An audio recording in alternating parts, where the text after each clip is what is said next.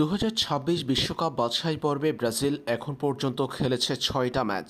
দক্ষিণ আমেরিকা অঞ্চল অর্থাৎ কনমেবলে 6 ম্যাচ খেলে ব্রাজিলের অর্জন কেবল 7 পয়েন্ট। সদ্য সমাপ্ত কোপা আমেরিকার ব্যর্থতা ভুলে 2026 বিশ্বকাপ বাছাই পর্বের লড়াই শুরু করবে সেলেসাওরা। গত 6 ম্যাচে ব্রাজিলের জয় কেবল দুটাতে, ড্র করেছে একটা ম্যাচে। 7 পয়েন্ট নিয়ে পয়েন্ট টেবিলে ষষ্ঠ স্থানে আছে ব্রাজিল।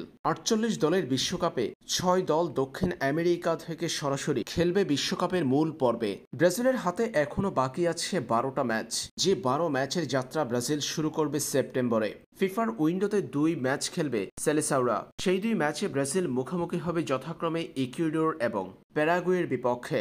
ইকুয়েডরের বিপক্ষে ব্রাজিলের লড়াইটা হবে বাংলাদেশ সময় ভোর 6:45 7 সেপ্টেম্বর। অন্যদিকে প্যারাগুয়ের বিপক্ষে ব্রাজিল খেলবে 11 সেপ্টেম্বর বাংলাদেশ সময় ভোর 6:30। এই 2 ম্যাচকে সামনে রেখে গত শুক্রবারই দল ঘোষণার কথা ছিল ব্রাজিল ফুটবল কনফেডারেশনের, তবে সেটা হয়নি। জানা গেছে দল ঘোষণা করতে দেরি হচ্ছে তাদের। তবে ব্রাজিল ফুটবল ভক্তদের জন্য দারুণ সুখবর হলো, ব্রাজিলের আগামী বিশ্বকাপ বাছাই পর্বের 2 ম্যাচে স্কোয়াডে ফিরছেন Neymar junior, Gabriel Jesus, Richarlison সহ বেশ কয়েকজন তারকা, যারা কিনা কোপা আমেরিকার ব্রাজিলের স্কোয়াডে ছিলেন না।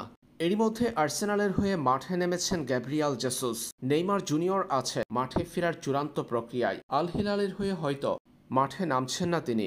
অপেক্ষা ব্রাজিল জাতীয় দলের হয়ে বিশ্বকাপ বাছাই পর্বের ম্যাচ খেলার, কারণ গুরুত্বপূর্ণ সময়ে ব্রাজিল জাতীয় দলের হয়ে খেলাটাই এখন নেইমারের জন্য প্রয়োজনীয়। হাতে বাকি থাকা ম্যাচগুলো খুবই গুরুত্বপূর্ণ ব্রাজিলের জন্য। এমন সময়ে সেলেসাওরা চাইবে তাদের সেরা তারকাকে দলে ফিরে পেতে। আর নেইমারের ইনজুরি পরবর্তী ফুটবলের যাত্রাটা শুরু হবে ব্রাজিল জাতীয় দলের জার্সিতে মাঠে নেমে, এমনটাই ধারণা করা হচ্ছে। নেইমার, গ্যাব্রিয়াল জেসুস, রিচার্লিসনদের দেখা যাবে ব্রাজিলের স্কোয়াডে। রিচার্লিসনও এরই মধ্যে টটেনহামের একাদশে ফিরেছেন, ইনজুরি কাটিয়ে মাঠে ফিরেছেন তিনি। সব মিলিয়ে ইকুয়েডর এবং প্যারাগুয়ের বিপক্ষে শক্তিশালী একাদশ পাবে ব্রাজিল।